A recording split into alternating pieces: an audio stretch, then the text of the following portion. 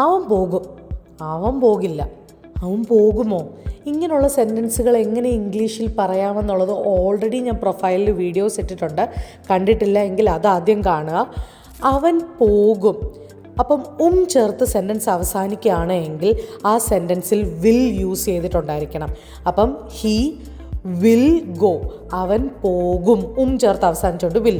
ഇനി പോകില്ല എന്നാണ് സെൻറ്റൻസ് അവസാനിക്കുന്നതെങ്കിൽ വില്ലിൻ്റെ കൂടെ നോട്ട് ചേർക്കുക, വോണ്ട് യൂസ് ചെയ്യുക. ഹീ വോണ്ട് ഗോ, അവൻ പോകില്ല.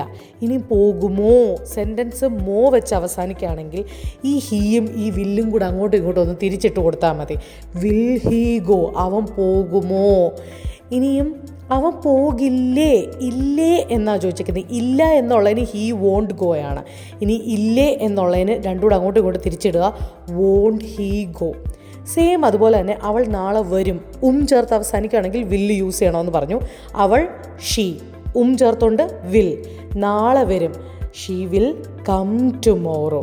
ഇനി വരുമോ എന്ന് ചോദിച്ചോ, മോ വെച്ച് അവസാനിക്കുകയാണെങ്കിൽ സബ്ജക്റ്റും ഓക്സിലറി വെർബും അങ്ങോട്ടും ഇങ്ങോട്ടും തിരിച്ചിടുക, വിൽ ഷീ കം ടുമോറോ എന്നാവും.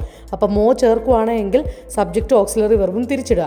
ഇനി ഇല്ല ചേർക്കുവാണെങ്കിൽ നമ്മൾ മുമ്പേ പറഞ്ഞു വോണ്ട്, വിൽ പ്ലസ് നോട്ട് ചേർക്കണം. അപ്പോൾ ഷീ വോണ്ട് കം ടുമോറോ, അവൾ നാളെ വരില്ല. ഇനിയും വരില്ലേ എന്നാക്കാനാണെങ്കിൽ സബ്ജക്റ്റ് ഓക്സിലറി വെർബും അങ്ങോട്ടും ഇങ്ങോട്ടും തിരിച്ചിടുക, വോണ്ട് ഷീ കം ടുമോറോ, അവൾ നാളെ വരില്ലേ. അങ്ങനെയാണെങ്കിൽ ഈ രണ്ട് സെൻറ്റൻസ് ഒന്ന് ട്രാൻസ്ലേറ്റ് ചെയ്തേ. അവൾ പഠിക്കും, ഇനി പഠിക്കുമോ, ഈ രണ്ട് സെൻറ്റൻസ് ഒന്ന് കമൻറ്റ് ചെയ്തേ.